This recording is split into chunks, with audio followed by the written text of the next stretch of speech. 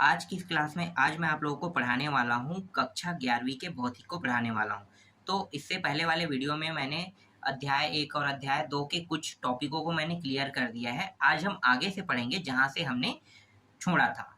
तो इससे पहले वाले टॉपिक में मैंने एसआई पद्धति के बारे में बताया था। एसआई पद्धति का मतलब क्या होता है? अंतर्राष्ट्रीय मानक। अंतर्राष्ट्रीय मानक में मैंने 7 जो अंतर्राष्ट्रीय मानक है और 2 पूरक अंतर्राष्ट्रीय मानक है, उनके बारे में बताया था। 7 में से 3 भी मैंने कंप्लीट कर दिया है, जिनमें से एक है लंबाई है, दूसरा है द्रव्यमान है और तीसरा है समय। इनके बारे में मैंने आपको बारीकी से बताया था। आज हम आगे से पढ़ेंगे चौथा से। चौथा क्या है? ताप है। तो ताप को हम इंग्लिश में टेम्परेचर कहते हैं। तो देखो यहाँ पे ताप क्या है? ताप की जो परिभाषा है, किसी वस्तु की गर्माहट या ठंडेपन की माप को हम क्या कहते हैं? ताप कहते हैं। किसको कहते हैं? गर्माहट या ठंडेपन की माप को हम क्या कहते हैं? ताप कहते हैं। ये आपको समझ में आया? नहीं आया तो मैं आपको समझाना चाहूंगा। देखो, किसी भी वस्तु को अगर हम छू के बता सकते हैं कि ये ठंडा है या गर्म है, लेकिन क्या हम उसकी एग्जैक्ट टेम्परेचर बता सकते हैं? नहीं ना।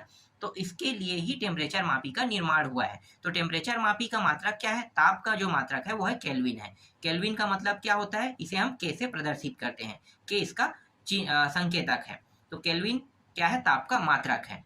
अब यहाँ पे केल्विन जो है इसके बारे में जानते हैं। तो इससे पहले हम यहाँ पे जान लेते हैं त्रिक बिंदु के बारे में जान लेते हैं। त्रिक बिंदु क्या होता है? बर्फ, जल और जल वाष्प। जल का 3 रूप होता है। कौन कौन से? जल एक पानी तरल रूप में रुकता है, दूसरा जो है वो बर्फ भी बनता है और तीसरा जो है वो जल वाष्प मतलब भाप भी बनता है। तो इसी को हम बोलते हैं त्रिक रूप। क्या बोलते हैं? त्रिक रूप या त्रिक बिंदु। तो बर्फ, जल और जल वाष्प एक ताप पर संतुलन में रहते हैं, उसे हम कहते हैं त्रिक बिंदु कहते हैं। समझ में आ गया? त्रिक बिंदु। अब ये त्रिक बिंदु का उपयोग हम कहाँ पे करेंगे? तो केल्विन वाले में। ठीक है, तो केल्विन का निर्माण कैसे हुआ होगा? तो केल्विन के बारे में जान लेते हैं। तो देखो, वैज्ञानिकों ने क्या किया था कि जब केल्विन का निर्माण किया था तो एक केल्विन को उन्होंने क्या माना? जल के त्रिक बिंदु के उष्मागतिक ताप के 1/273.16वें भाग को हम एक केल्विन कहते हैं। ये समझ में आया? नहीं आया होगा। चलो मैं आपको बताता हूँ। देखो, जिस तापमान पे बर्फ भी, जल भी और जल वाष्प तीनों समान रूप में रहता है, मतलब अपने अपने रूप में रहता है, इसी को हम क्या कहते हैं? इसी को हम त्रिक बिंदु कहते हैं। समझ में आ रहा है? तो ये त्रिक बिंदु है। यहाँ पे देखो, जल के त्रिक बिंदु। तो ये जो त्रिक बिंदु है मतलब समान तापमान की बात कर रहा है। समान तापमान क्या होता है? अगर हम डिग्री में देखते हैं तो 37 डिग्री होता है, फ़ारेनहाइट में देखते हैं तो 98 फ़ारेनहाइट होता है, और केल्विन में अगर हम उसे देखें तो 273.16 केल्विन होता है। तो यहाँ पे केल्विन को इसी प्रकार से निकाला है, 1/273.16वें भाग को क्या कहा इन्होंने? केल्विन कहा है। केल्विन आपको समझ में आ गया? इस तरह से निकला है। ये जो टॉपिक है मैं आपको समझा रहा हूँ, ये उन लोगों के लिए बहुत महत्वपूर्ण है जो लोग नीट और जेई दिलाना चाहते हैं, क्योंकि नीट और जेई में ऐसी प्रश्न पूछा जाता है। तापमापी क्या है पूछेगा, तो तापमापी जो है वो केल्विन है, आपको बताना होगा। केल्विन के मानक को पूछा जाएगा, तो कितना मानक है? तो यहाँ पे 1/273.16 पूछा जाएगा। और जो लोग साधारण जो पढ़ना चाहते हैं, जो सिर्फ 11वीं और 12वीं पढ़ के कॉलेज करना चाहते हैं या फिर कुछ अदर जॉब में करना चाहते हैं, तो उनके लिए ज़्यादा इंपॉर्टेंट नहीं है। बस उसको इतना जानना है कि ताप क्या है, और ताप के बाद उसको इसके मात्रक को जानना है। ज़्यादा बारीकी से उसे जानने की आवश्यकता नहीं है। तो मैंने यहाँ पे आपको बता दिया। चलो आगे बढ़े, विद्युत धारा पे जाते हैं। विद्युत धारा क्या है? तो देखो, यहाँ पे हम आ जाते हैं विद्युत धारा। विद्युत धारा क्या होता है? विद्युत आवेश के गति या प्रवाह में होने पर उसे विद्युत धारा कहते हैं। अब देखो, विद्युत धारा यहाँ पे क्या है? गति या प्रवाह में होने को हम क्या कहते हैं? उसे विद्युत धारा कहते हैं। आपको समझ में आया? नहीं आया? देखो, क्या होता है कि जब हम विद्युत के लिए जैसे ही हम वहाँ पे स्विच को ऑन करते हैं तो वहाँ पे क्या होने लगता है? धारा प्रवाहित होने लगता है। वो तब तक के बंद रहता है ना, जब तक के स्विच बंद रहता है। तो एक विद्युत धारा जो होता है वो 2 आवेशों से मिलकर बना हुआ आता है। एक होता है प्रोटॉन और एक होता है न्यूट्रॉन। यहाँ पे मैं आपको समझाता हूँ। यहाँ पे एक कक्ष है, ठीक है, और ये रहा है कक्ष, ये सेंटर बिंदु है जिसमें प्लस रहेगा।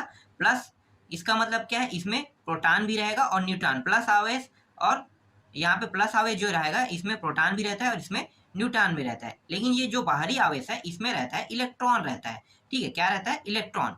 तो जब भी हम स्विच ऑन करेंगे तो इलेक्ट्रॉन जो है आगे की ओर बढ़ेगा और जो प्लस आवेश है वो सेंटर की ओर बढ़ने लगता है। तो इसी से विद्युत धारा का निर्माण हुआ है। तो विद्युत धारा जो होता है, विद्युत आवेश के गति या प्रवाह में होने पर उसे विद्युत धारा कहते हैं। ठीक है, धारा जब बहेगा तभी हम क्या कहेंगे कि उसमें विद्युत धारा कहेंगे। इसका जो मात्रक है वो क्या है? एम्पियर है। एम्पियर को हम किससे दर्शाते हैं? ए से संकेतिक। इसका संकेतिक जो है वो ए है, ए सी से दर्शाया जाता है। अब 1 एम्पियर को कैसे निकाला होगा? तो 1 एम्पियर जो है वैज्ञानिकों ने निकाला कैसे, उसको मैं बाद में बताता हूँ। पहले हम 1 एम्पियर को कितना बोलते हैं वो देख लेते हैं।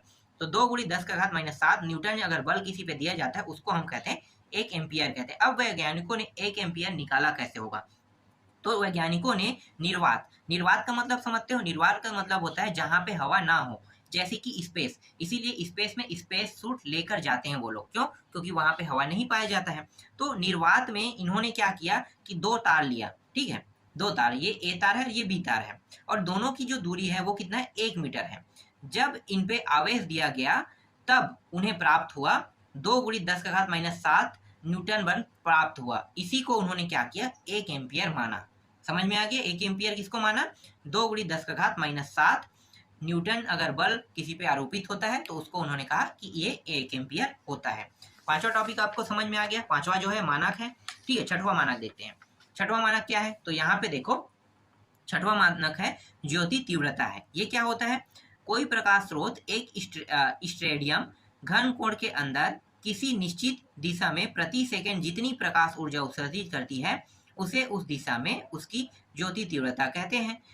इसका जो मात्रक होता है वो क्या होता है? कैंडेला होता है, ठीक है। सीडी से इसे दर्शाते हैं। अब यहाँ पे बात किया गया है घन कोण के बारे में। तो घन का मतलब आप समझते हैं। घन कोण का जो होता है वो आप बेलन से भी ले सकते हैं, ठीक है। बेलन से घन कोण प्राप्त हो सकता है, बिल्कुल प्राप्त होता है। तो बेलन का आप उदाहरण लेके घन कोण, आगे मैं बताऊंगा आपको घन कोण के बारे में, ठीक है। तो घन कोण वाला टॉपिक हम आगे देखेंगे। तो बेलन से प्राप्त होगा। बस आप इतना ही जाने कि ये इसका जो मात्रक है वो क्या है? कैंडेला सीडी है, ठीक है। अब एक सीडी का मतलब क्या होता है? 540 × 10⁻12 हर्ट्ज होता है, उसे हम कहते हैं 1 सीडी कहते हैं।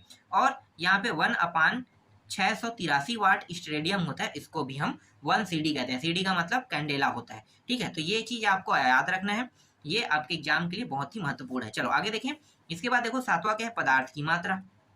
पदार्थ की मात्रा क्या होता है? कोई भी वस्तु जिसका द्रव्यमान होता है वह स्थान घेरता है, और जो स्थान घेरेगा उसे हम क्या कहते हैं? पदार्थ कहते हैं। पदार्थ समझ में आ गया। तथा पदार्थ की द्रव्यमान की मात्रा को पदार्थ की मात्रा कहते हैं। समझ में आ गया ये भी टॉपिक। चलो आगे देखें। पदार्थ की मात्रा का जो मात्रक है वो होता है मोल होता है। अब 1 मोल कैसे बना होगा? मोल को किससे दर्शाते हैं? इसका जो संकेतिक होता है वो होता है MOL होता है, ठीक है। इसका जो संकेतिक होता है वो MOL होता है। इस तरह से इसे इंग्लिश में दर्शाया जाता है, MOL। इसका 1 मोल का मतलब होता है एवोगैड्रो संख्या जो है 6.023 × 10⁻23 होता है। या कार्बन में अगर देखा जाए तो कार्बन में होता है कार्बन 12 के 0.012 kg को हम 1 मोल कहते हैं, ठीक है। तो इस तरह से मोल को निकाला जाता है। चलो आगे देखें। इसके बाद देखो पूरक मात्रक पे आते हैं। पूरक मात्रक दो है। कौन कौन से हैं? एक है यहाँ पे देखो समतली कोण है और दूसरा है घन कोण है। पहले हम समतली कोण के बारे में जान लेते हैं। समतली कोण का जो मात्रक है वो क्या है? रेडियम है। RAD से हम इसे दर्शाते हैं इंग्लिश में। अब यहाँ पे देखो, यहाँ पे एग्जाम्पल यहाँ पे है, एक एग्जाम्पल यहाँ पे आपको क्या दिखाई दे रहा है? एक वृत्त दिखाई दे रहा है। इस वृत्त में देखो ये क्या है? ये सेंटर बिंदु है, केंद्र बिंदु है। केंद्र बिंदु से एक यहाँ पे चाप काटा और एक यहाँ पे चाप काटा, और दोनों चाप काटने के बाद यहाँ पे क्या बन गया? एक कोण का निर्माण हुआ। इसी कोण को हम क्या कहते हैं? हम जो कोण प्राप्त करते हैं उसे हम रेडियम से दर्शाते हैं। तो 1 रेडियम मतलब 1 अंश बराबर होता है 1 रेडियम होता है। तो 1 रेडियम बराबर कोण, ठीक है। क्या करना है आपको? 1 रेडियम बराबर कोण। इसी को हम कहते हैं, क्या कहते हैं? इसका मात्रक कहते हैं, ठीक है। तो 1 रेडियम जो है वो किसका मात्रक है? समतली कोण का मात्रक है। इसके बराबर कोण होता है, 1 अंश जो मान होता है वही इसका मात्रक होता है, ठीक है। तो समझ में आ गया। चलो आगे देखें। घन कोण। घन कोण क्या होता है? इसका जो मात्रक होता है वो स्टेडियम होता है, SR से दर्शाते हैं। यहाँ पे घन कोण को जानने के लिए यहाँ पे देखो ये एक बेलन है। अब बेलन को अगर हम इस तरह से काटेंगे, ठीक है, देखो इस वाले हिस्से को काटेंगे तो इसके साथ ये पूरे इस लंबाई में इस तरह से नीचे कटते हुए आ जाएगा। मतलब ये वाला हिस्सा पकड़ के पूरा कटते हुए आ जाएगा। तो इसी को हम क्या कहते हैं? इसी को जो हम काटते हैं उसे हम एक स्टेडियम कहते हैं, ठीक है, एक स्टेडियम कहते हैं। तो इस तरह से जो आपका SI मात्रक है, जो मूल मात्रक वो भी कंप्लीट हो गया और जो पूरक मात्रक है वो भी कंप्लीट होगा। इसके बाद हम लोग नए टॉपिक को पढ़ेंगे।